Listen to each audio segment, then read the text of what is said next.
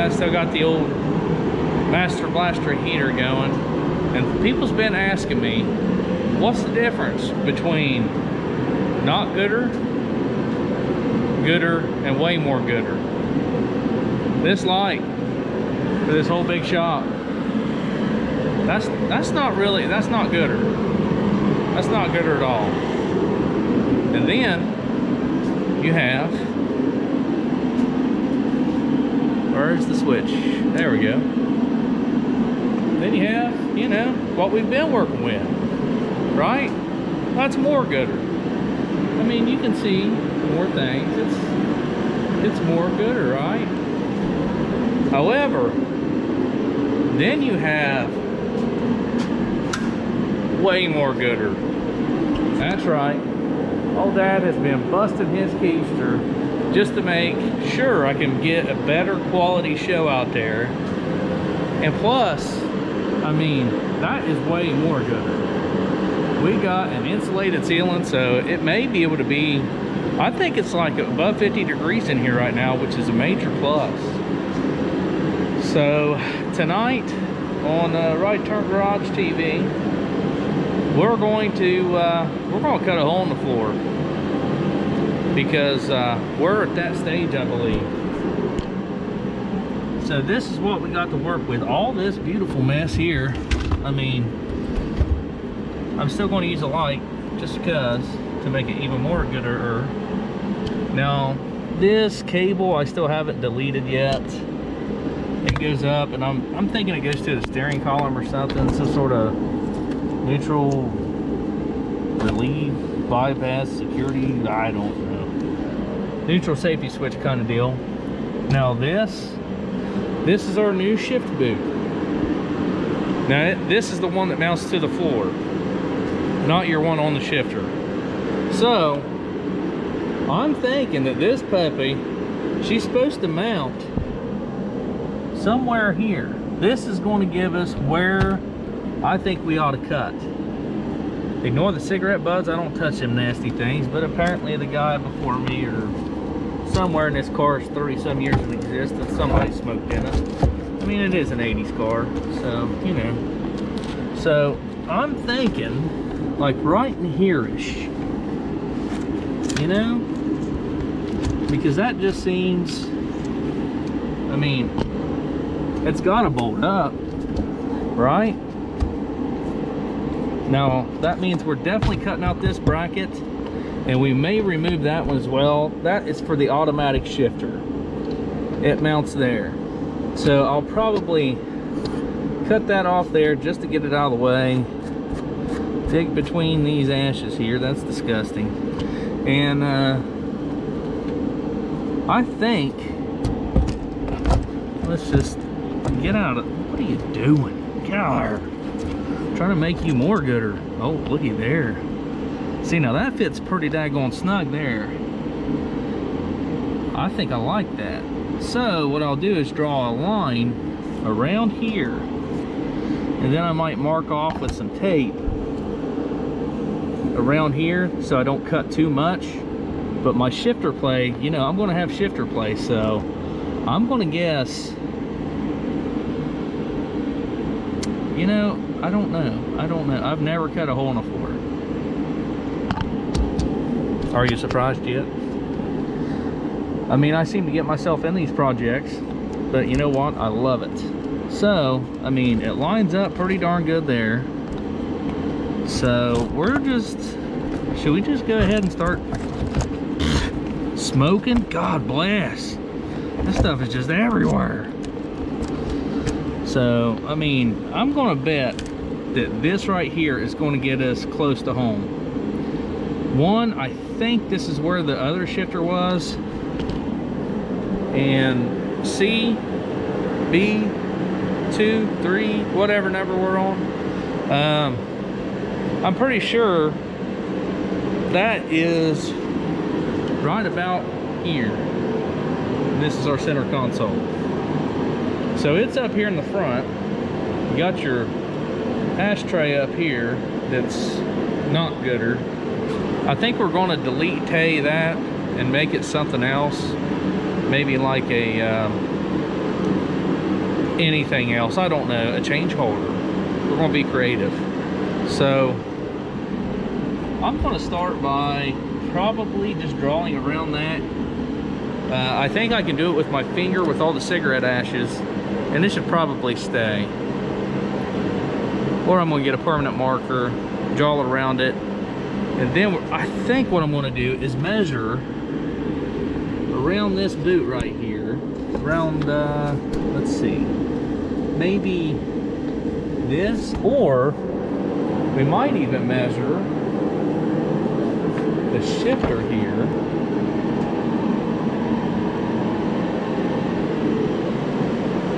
What do you think? Maybe put it down in the transmission, see how much travel we got, and that might tell us. That sounds like a pretty good plan. So that may be what I do too. That sounds like a, man, that's a good plan. Maybe, if it works, right? I'll let you know what I come up with. But I think what I'm gonna do is put it in the transmission and see how much movement I have in it. And then that ought to let me know about how much movement I need to cut out. I'm thinking that I'm gonna be fine with removing this much of it. And if nothing else, I'm gonna cut that part out. If she goes, she goes. If she doesn't, we'll cut more. Doesn't matter. It'll get covered up by this big old boot, right? Sounds good. I mean, the only people that's gonna know is me and everybody that watches, right? And thank you for watching. But we're going to get a, yeah, we're going to get a marker around it. And then I'm going to mark, I'm going to measure how big that boot is right there. And that's going to be, I'm going to feel confident in saying that's where we cut. Yeah. And then we might, well, I'm not really quite there, but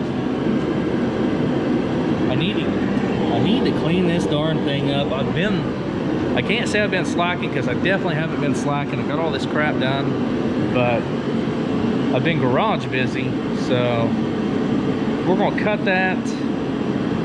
Hopefully I can get that cleaned up, and we'll get the pilot bushing and all that stuff in the back of the motor. And we might line up the clutch and all that good jazz. If I'm wearing a different shirt, it's probably a different night. So, you know, we'll just see what we get done tonight, and we'll go from there. All right. So here we go. Guys, I ain't gonna say, I don't want to brag too early yet, but I mean, there's our hole. Now I think we might be pretty close, because looky right there. You know what that is? That arm right there is the one that goes from the transmission, I'm sorry, from the rear end up to the rear of the transmission. And just to show you a little something, that's the rear of the transmission. So if it's here and hooks in right there, and right there's that, I'm pretty sure we nailed it. I mean, we've probably got some extra room, not a big deal. That boot, that sucker, is gonna cover up old dad's little mistake if I made one. But you're gonna have to have some leeway anyway. I mean, you can't make it exactly the same size as the shifter. I mean, what fun is that? You know, not only that, you got to get it up in there, all that good jazz. So pieces of equipment you will need, I'm just saying, they make life a heck of a lot easier. I have cut holes with a 20 gallon air compressor, sorry, 20 gallon air compressor before. In fact, that's what I did the old Bandito's hood with. It took 4 hours. It's not fun. I would recommend, on this particular project, I would recommend cutting that bracket that you saw clear back here, because that's where I started to cut. And then I think I cut it somewhere up in here, somewhere where you can pry on that metal, work it back and forth, because that's exactly what I did. There's rivets that you can't grind out from the top because you can't see the darn things, but I cut it there, as you can tell, and I cut it there. And then what I did, I just got me some gloves so I didn't cut my hand up, worked it back and forth. And being as they're, you know, 30 plus years old, they eventually gave, along with the other ones. So, you know, try to make it easier on yourself, and try to cut your hole as square as you can. I mean, that's pretty darn good. I'm gonna call that, I mean, that's not bad. And if we got to fill in the hole in the front, that's not a big deal. We'll just use this original piece of metal right here. We'll make a template off of that. We'll draw it, cut it out, weld it in. And I'm not kidding you, where did it go? We really did relight this old cigarette with the sparks coming off of that sucker, because I started seeing some real big smoke. Not kidding you. And that darn cigarette butt was on fire. So I threw it outside and stomped on it. So that was pretty cool and disgusting at the same time, because it's not my cigarette. Anyway, kids don't smoke. It's a nasty, nasty habit. And, you know, it's gross. Anyway, for those of you that do smoke, I'm not trying to put you down. I used to smoke years ago, but it's a big waste of money. I mean, you can go, you know, put your money in your car, whatever. But if you ain't gonna quit, don't. It's your choice, it's your life. I think that right there is gonna wrap it up for tonight, because yeah, I gotta work in the morning. And I gotta work early. Man, daggone it. We did clean up, pressure plate and all that. And them burn marks are where somebody was just, I mean, she was gutting it. Just slipping that clutch like nobody's business. So we're gonna try it anyway. I mean, I took a real non-abrasive, just enough to knock that crap off. I didn't want to dig into it because you'll make the surface unlevel, which I'm betting the surface is already unlevel. But I use something like this pad right here, this blue. It's not super harsh, but it's harsh enough to get the job done. And you don't want nothing that's going to dig in, and you don't want to stay, even with that pad, you don't want to stay in one spot too long. You just want to go through. I just really, what I want to do is knock the crust and rust off. That way, so whenever we go to bolt it on, we're good to go. And hopefully the next episode, it should be lining all this stuff up and putting it in that bad boy.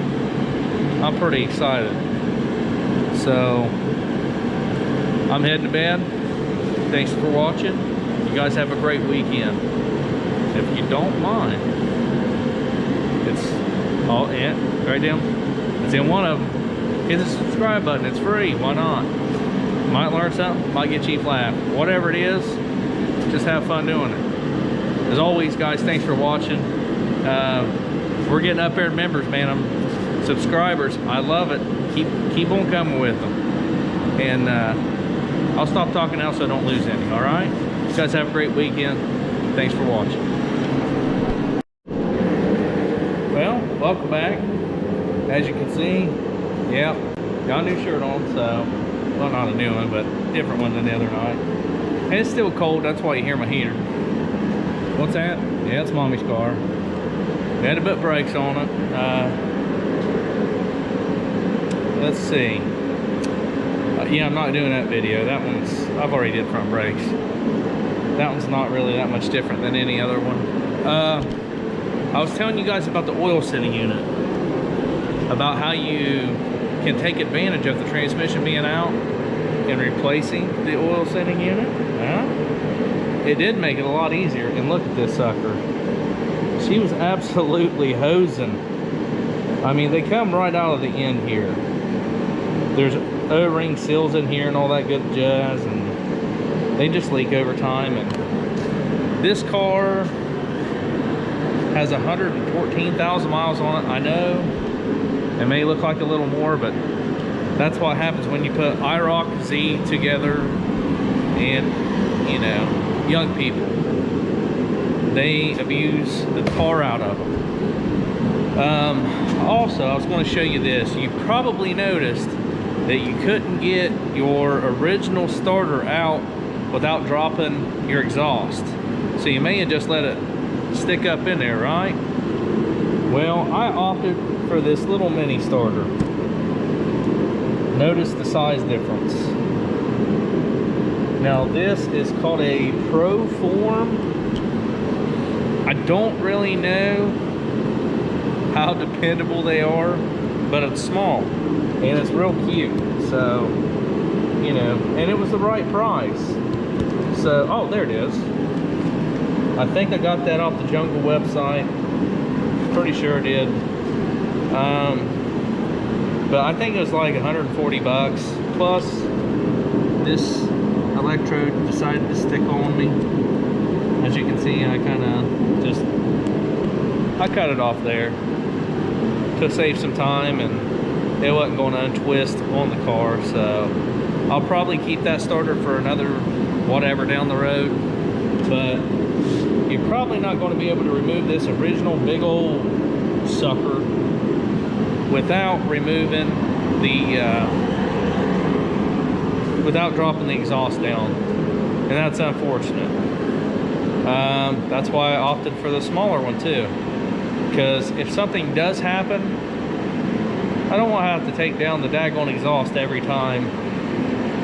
I know you don't replace starters that much. I'm just saying there's like 4 or 5 fusible links down there, and I don't want to have to mess with that. Let's see, where was I next?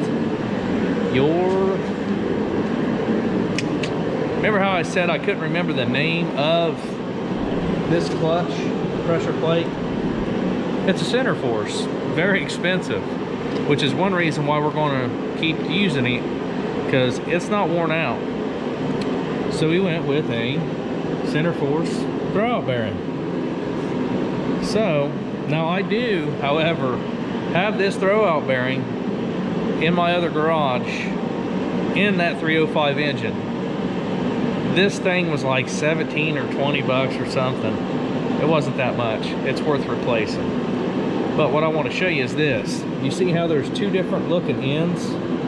This end right here goes toward your transmission. If you don't remember that, there's a seal. Let me see. Way up in the inside there. Do you see that? The seal toward the transmission. So if you remember that, good. If you don't, it says it right in the box. I'm not gonna lie.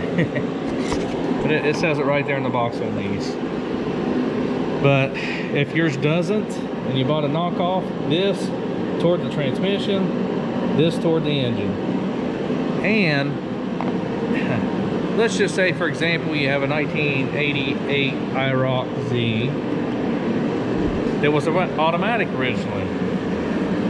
You have never had one of those bearings in the back of your crank before. I know this because I am currently cleaning mine up. Hence the nice, clean, non-clean hands, yeah. You're going to want to clean that out really good for multiple reasons. One, this little bearing here, bushing, bearing, whatever you want to call it, this particular one has needle bearings on the inside. That's for smoother rotation, blah, blah, blah, blah, blah. All that good stuff, right? However, if you have rust, dirt, grime, whatever else, road salt, I don't know, whatever else could be in there, it can get in there and ruin those little needles. And then that's going to eat on your input shaft, and that's not good. Not gooder. So I'm going I'm gonna wipe out the back of the crank because I've already used sandpaper and steel wool on it. And I think I've got it pretty darn good. Then I'm gonna take some grease after I double check it and wipe it out, or blow it out with air. I'm gonna put grease on the outer side of this. You do not want to hit this with a hammer. If you hit it with a brass hammer, you might be all right. But I'm going to try to find, I think I have a piece of wood or maybe a rubber mallet type hammer. I think we're going to try this old bird first. Give it a little what for. And then we are going to, I think I got a piece of wood somewhere. I hope I do. If not, a brass punch and finish knocking it the rest of the way in. You'll know when you get it all the way in whenever you hear a strange metal to metal sound. I know you're going to say, well, how do I know what that sounds like? Well, it won't sound like you're smacking that, just the pilot bushing. It's gonna make a different sound. It's gonna make like a solid thud. You might even feel it right in your elbow there, your funny bone. So I'm gonna get down there, check that, check this. Hold on one sec. This is what I want to tell you. Also, check and make sure you was sold the right this thingy, pilot bushing. Check it on. Looky there. You don't want any play. There is no play in this. Homie, don't play with this. No play in it. But check it. Make sure it's not too small, not too big for the back of your crank. And make sure it fits on the end of your input shaft. Because there is such a thing called human error. Pretty common. So, you're going to want to check that, guys. Pretty daggone important. If not, you can cause a good transmission to become a junk one really quick. So, wish me luck. I'm going to nail this sucker in. And next, we may just be lining up this bad boy, putting it in there. What do you think? Let's see how far we can get. All right? Let's get to it. Alright guys, so we've made it to the fun part. This right here, we've bolted on. We've torqued those to however tight that went. You know, I'm not really sure on the torque specs. I apologize guys. I probably should have checked them, but I didn't. So anyway, pilot bushing tool. This right here is going to keep your, actually this is a clutch alignment tool as well. So what this is going to do is keep this clutch right there from wandering about, okay? So, well, shoot. Okay, hold on a second. See how that fit tight? This is actually an adjustable one. They come with, I don't know, like 7 or 8 bits over here. My buddy Iroc from work let me borrow it. Thank you, Iroc. Appreciate you. So what I'm going to do is, in order to keep this clutch aligned, I think all I need is this. I don't really remember. Maybe it does need to have this. I don't remember. It's been like forever and a day since I've done a clutch. Not kidding you. But we're going to throw it in like that. Then we're going to, let me see. Let me see if this one, hold on now.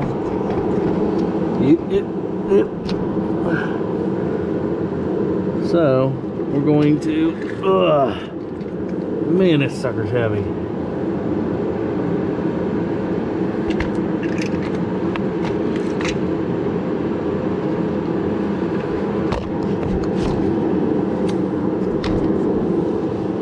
Throw that on.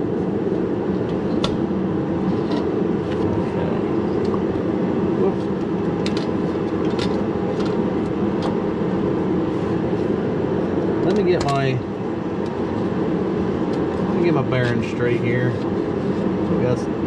sorry, that's the way it goes. That way. And usually on these things, it says what side goes to the engine and what side goes to the flywheel.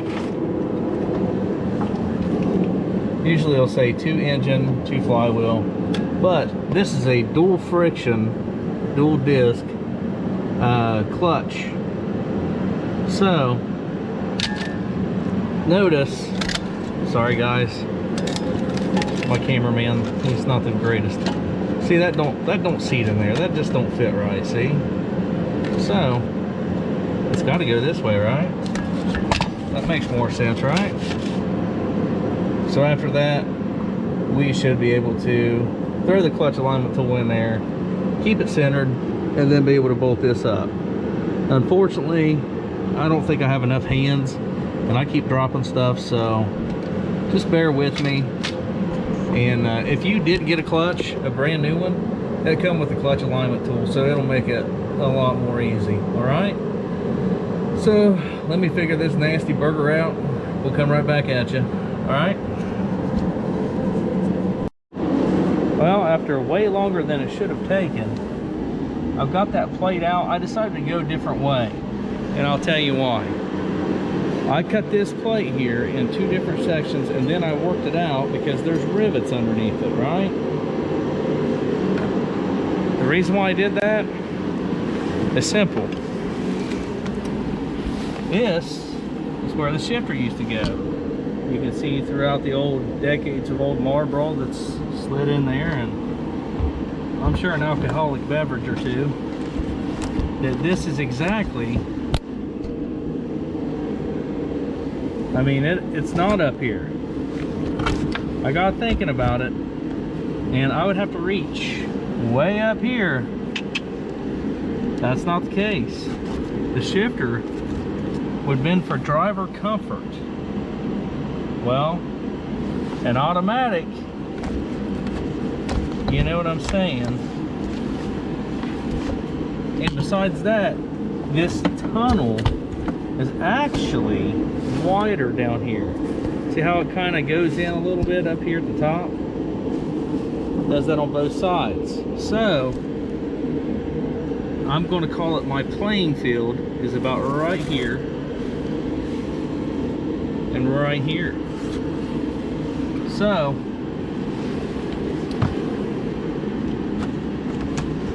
and that puts it right there between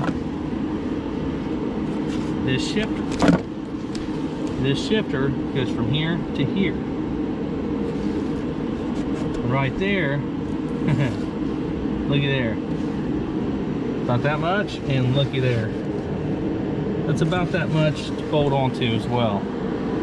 So, what I'm going to do now is actually, I'm just going to cut exactly where this shifter was. You know, right in here. And I think that right there is going to make it pretty much perfect for us, I think. I'm going to go to these outside rivets that was there. One, so I can get rid of that. And I'm just going to square it up. And I think that right there is going to do us good. And unfortunately, being that I have to work for a living, after I get this complete, this is going to be another video all by itself. So I gotta work tomorrow. I didn't get out here till late, like, you know, and I gotta get up really early, so that's all pluses. But anyway, I'm gonna go ahead and cut this hole. I'll show you what we look like, and then, yeah, I'd say we're gonna wrap this up. Please use hearing protection, especially if you're using one of these old air type deals here. In fact, if you're just using one at all, use hearing protection. It is absolutely, it's going to make a difference. And eye protection. If you don't use any hand protection, that's on you. But the older I get, the more I realize I should have taken care of my ears, my eyes, and, you know, maybe even my hands, because you're going to need them later.